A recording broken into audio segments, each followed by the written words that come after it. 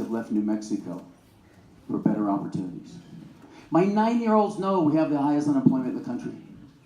My 9-year-olds know we're ranked 50th in job creation. My 9-year-olds know we're ranked 50th in education. Guess what else my 9-year-olds know? That we sit on $23 billion and invest everything in Oklahoma, Texas, Wall Street. We invest your money outside the state. So I'm running for governor because we put a plan together that I've literally tried to pitch the Democratic Party for 8 years, how we turn New Mexico around. Now, I come from the private sector. I put private-public partnerships together. I grew up at the governor's residence. My summer jobs were at the White House, with the Roundhouse. So you're going to hear tonight how tough it is to govern. You know what's tough? Building businesses, building opportunities. And I ask you tonight to listen to our plan, because we will create 225,000 new jobs by just investing 5% of your money back into our state. We'll fix our schools. We'll fix healthcare. We'll create 225,000 new jobs and generate $1.8 billion of new tax revenue, because guess whose time it is? It's your time. It's New Mexico's time, and that's why I'm running for governor. Thank you, Jeff. I hope I get your support. Representative. Good evening, Taoseños. Thank you, Darren, and to the whole Taos Democratic Party for having us tonight. I can't tell you how glad I am to be home and see snow, and to be back from what has actually been a very painful and grueling 2 weeks in D.C. leading the fight to protect dreamers. And by the way, you're welcome. Got some dreamers, and that's right, we got some dreamers here, and I'm worried about my time, but I want to tell you, I can figure it out. Look, there are lots of fights, including that one, that are worth having. And New Mexicans are worth fighting for. And when I saw the second march, and I saw 1 million women and their friends and partners all standing up for justice and fairness and equality, it is clear to me that we need to bring that kind of governance, that kind of leadership right back to New Mexico. I'm living in a world where ideology and hyper-partisanship has led to chaos and dysfunction. And as a native New Mexican, I have seen that play out in my own state. As your governor, right? We're going to bring back and lead by making sure we're focusing on all of our potentials and our assets. Not just, we're going to look beyond all of our challenges. Let's be the clean energy state. Let's redesign our healthcare system. Let's invest in educators. Make sure that we're caring about kids. We're creating an environment where they can actually succeed. These are the kinds of issues and investments that can and will make a real difference. It's the kind of work I've done my whole life. Look, in my family, 12th generation native New Mexican, you're born, you're baptized Catholic, you're registered as a Democrat, you're enrolled in Catholic school, and you're signed up for community service all on the same day. And so for my career, that's what I do. I brought good public service to New Mexico. Whether it was going undercover and exposing fraud and abuse in nursing homes, it was leading in Congress. I'm ready to bring that home to you. Thank you. Thank you. Pt2. I want to start by honoring you. You are democracy. You are the people making it happen. Give it up for yourselves, please. Yeah. So my name is Peter D. Benedictis. Everybody calls me Peter D. It's easy to remember. P for progressive, D for Democrat. I've spent the last 22 years in our state doing youth alcohol and tobacco prevention. I've written curriculum that's used in 14 states. I stopped counting when I reached 250,000 students in our state that I talked to. I've been an activist. Do you guys enjoy smoke-free bars and restaurants? I was one of the guys running point on that. When nobody said we could take down big tobacco, we did. The last couple of years, I've been working on raising alcohol taxes 25 cents a drink. And you're saying, why would you say that in a bar? Because our state spends $800 million a year paying for the car crashes, the police, ambulances, court cases and stuff. Guess how much we get back? $46 million. Now our legislators will cut schools, they'll cut teacher salary, they'll cut human services, but they'll fund alcohol. And this is why our system is broken, and this is why I'm running. I took President Obama seriously. He said, get a clipboard, get some petitions, and run for office. And that's what I'm doing. I'm a political outsider. I do not take any corporate money, so I do not owe any favors. New Mexico, thank you. New Mexico did not become last in the country for no reason in jobs and education and healthcare and kids going to bed hungry. This was strategically done by lawmakers who pay off corporate favors. And you're going to have to make a choice. You vote same old, you're going to get same old. You vote for something new, you're going to have a progressive voice. Thank you so very, very much.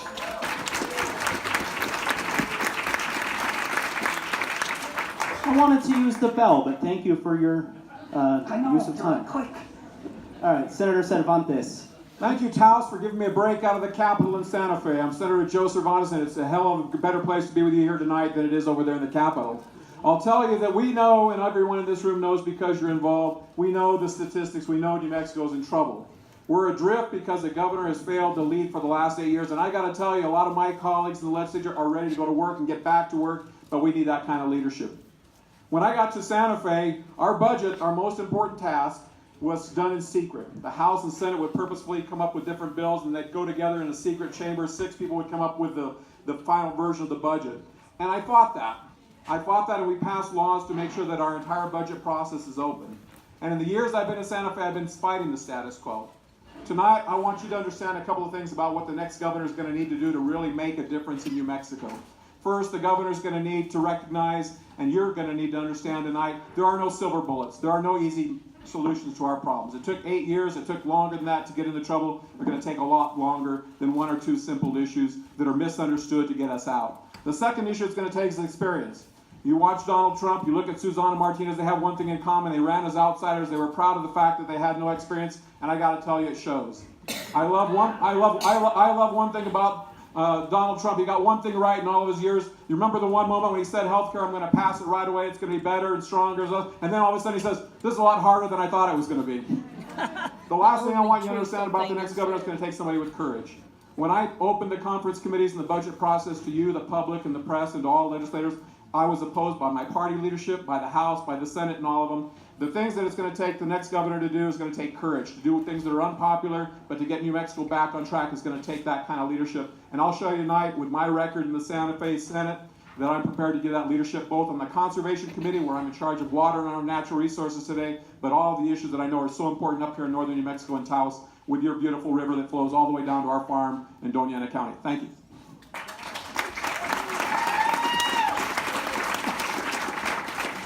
You all aren't going to let me use this bell at all tonight, are you?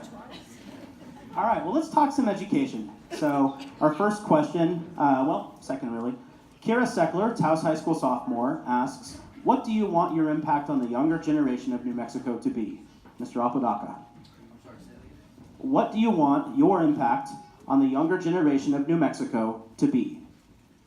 Bottom line is, we know this. 75% of our college kids are leaving our state. A third of our elementary kids cannot read at 3rd grade level. And this governor just wants to hold them back. Bottom line is, folks, 61% of our kids in New Mexico have no early child intervention, no early child education. It's about creating opportunities and pathways. And actually today, in our live town hall today, we actually launched our education plan. We have a plan to create pathways for our kids from 0 to 20. We need to start investing into our children at birth. 72% of our kids last year were born on some type of government assistance. 85% Hispanic Native American. Folks, if we don't create pathways, we have cut so many programs out of our after-school programs that our kids are not seeing opportunities. And that's what our education plan is about. Investing back in New Mexico to giving opportunities for our kids so they stay right here and create jobs. And that's what we need to do as governor. Representative. Thank you, Darren. So the question from the high school student?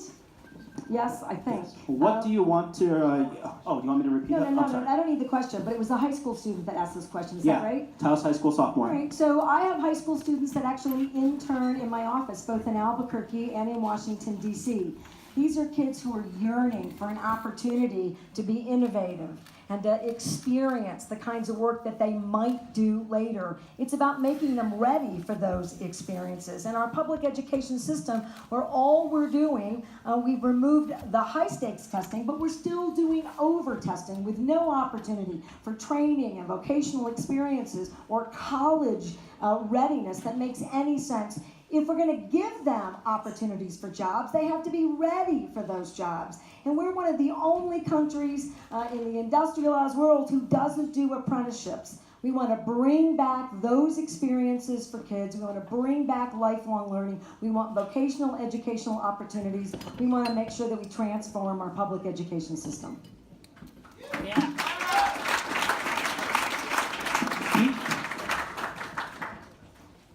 I am the only candidate who started my campaign by putting a platform online, Pt2.gov.com. You can go read about a lot of the details, but the other candidates don't. Some of them don't even have platforms, so you just hear slogans and stuff.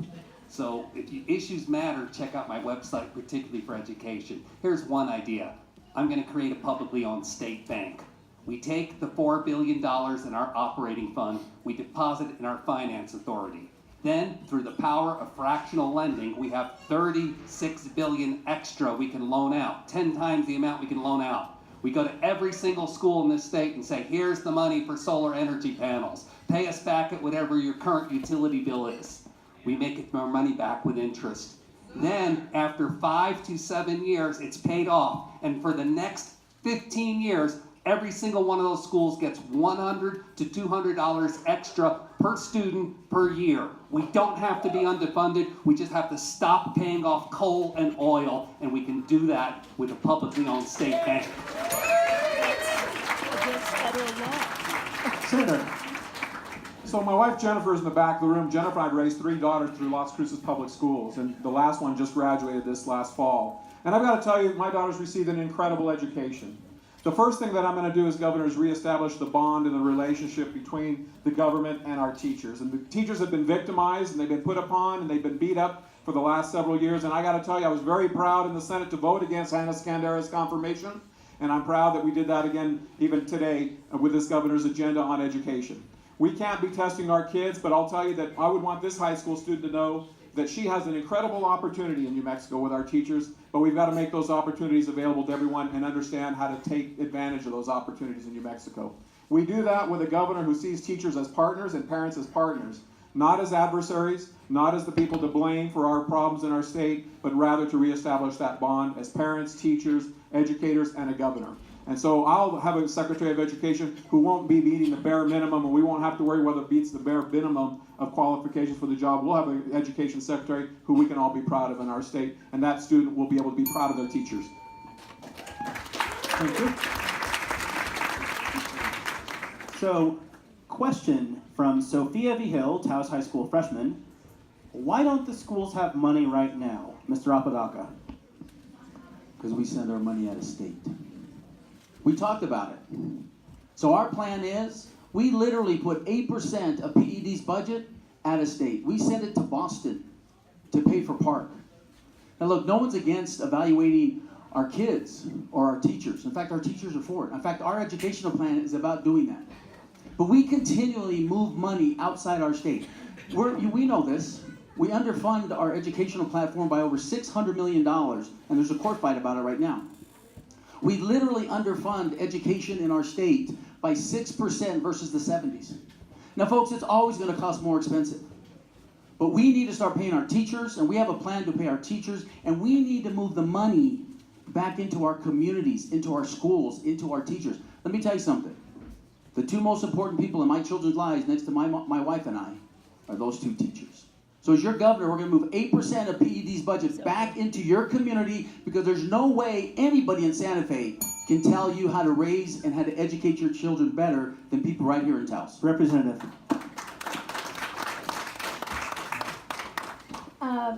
I'm loving that these kids are asking these questions to start with. Look, New Mexico's been in a really tough spot. The federal government shifts all of the responsibility for financing public education to the states. Poor states are at a disadvantage. This state has been at a continual disadvantage. I see three major problems, given that it is half of our budget. One, our administrative costs are too high. We're not getting sufficient funds into the